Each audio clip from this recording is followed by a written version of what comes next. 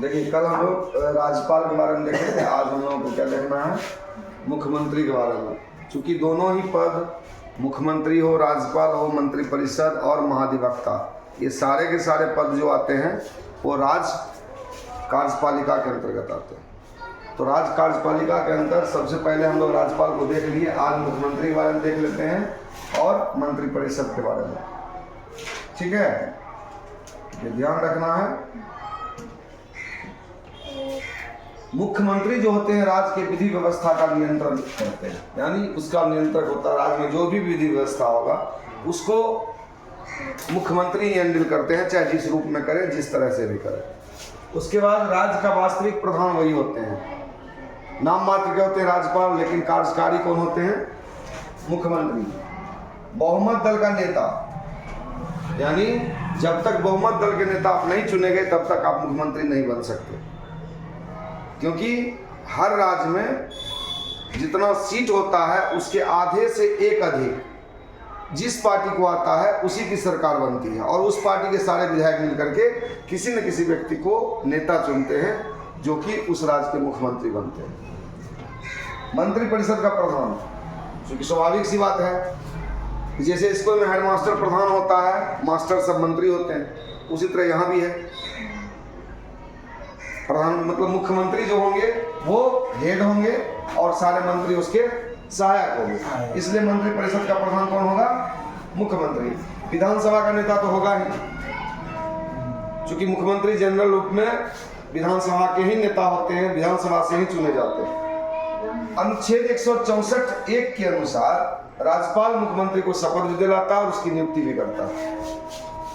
चूंकि विधायक दल का जब नेता चुना जाता है तो राज्यपाल के आदेशानुसार ही चुना जाता है, उस हिसाब से इसका काम होता है। उसके बाद मंत्रियों का चयन, उसके विभाग में बंटवारा भी करते हैं मुख्यमंत्री ही।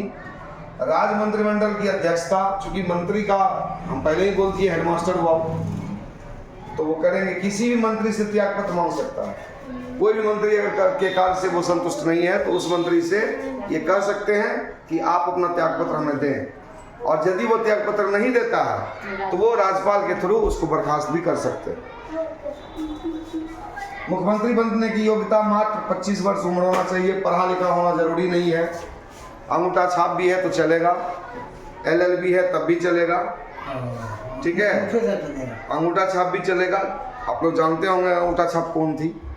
हमारे राज्य की मुख्यमंत्री राबड़ी देवी जी, जो कि बड़ी मुश्किल से साइन करती थी। ठीक है, सिर्फ उम्र 25 साल होना चाहिए, भारत का नागरिक होना चाहिए, और किसी सदन का सदस्य हो तो चलेगा, वो बहुत बढ़िया, नहीं है तब भी चलेगा, बस शर्त इतना है कि विधायक दल उसको नेता चुन ले। ठीक है, उसके बाद उसका कार्यकाल 5 वर्ष का होता है, दूसरे कार्यकाल का क्यों रह सकता है? राज्यपाल के हिसाब से वो चलता है, चूंकि उसका एक तरह शागिर्द हुआ ये। और मुख्यमंत्री का, बिहार के मुख्यमंत्री का वेतन 2,15,000 है, सारे राज्यों के अलग अलग, चूंकि इसका कहीं भी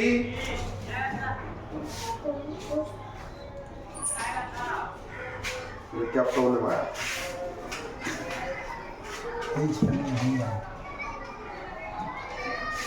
ठीक है, तो मुख्यमंत्री का वेतन निश्चित है नहीं, राज्य का जैसा स्थिति होता है, राज्य मंत्रिमंडल या सारे जितने भी मंत्रिपरिषद के लोग हैं उसमें एक विधेयक लाते हैं, उस विधेयक को पास कर देते हैं, जितना दिन का पेमेंट करना होता है अपना कर देते हैं। तो बिहार के मुख्यमंत्री का पेमेंट फिलहाल 2,15,000 है। तो इतना मेन जो कार्य है मुख्यमंत्री का वो हम लोग देख लिए। मुख्यमंत्री इतना मुख्य जो मुख्यमंत्री के बारे में जानकारी है ये हम लोगों को देखना था, जो देखे। अब दूसरी बात आता है, मुख्यमंत्री चूंकि मंत्रिपरिषद का हेड होता है तो स्वाभाविक सी बात है, स्कूल के हेडमास्टर के बारे में जाने तो मास्टरों के बारे में जानना पड़ेगा। तो इसमें भी 51वां संविधान संशोधन अधिनियम 3 के अनुसार राज्य का जितना भी सदस्य संख्या होगा विधायकों उसका 15% ही मंत्री बन सकता है, उससे ज़्यादा मंत्री रखने का नहीं है। कैबिनेट मंत्री, राज्य मंत्री, उप मंत्री, 3 तरह के मंत्री होते हैं। कैबिनेट मंत्री सबसे ऊपर अगले दर्जे का होता है, उसके नीचे दर्जे का क्या होते हैं? राज्य मंत्री, और उप मंत्री इनके अंडर रहते हैं, चाहे राज्य मंत्री के अंदर हो चाहे कैबिनेट, ज्यादातर कैबिनेट मंत्री के अंदर रहते हैं।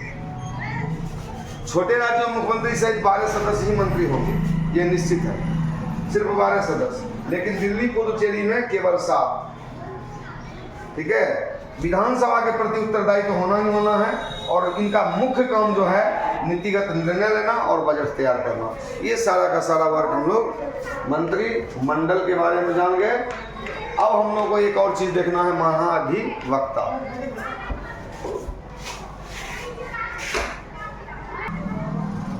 राज्य कार्यपालिका में हम लोग अभी देख रहे थे, मुख्यमंत्री और मंत्रिपरिषद को देखे थे, महाधिवक्ता बच गया, जिसको कि इंग्लिश में एडवोकेट जनरल कहा जाता है। अनुच्छेद 165 के तहत राज्यपाल इनकी नियुक्ति करता है। चूंकि बिहार राज्य में जो भी जहाँ भी राज्य में, चूंकि राज्य का संवैधानिक प्रधान तो जानते हैं राज्यपाल ही होते हैं, इसलिए राज्यपाल ही नियुक्ति करते हैं।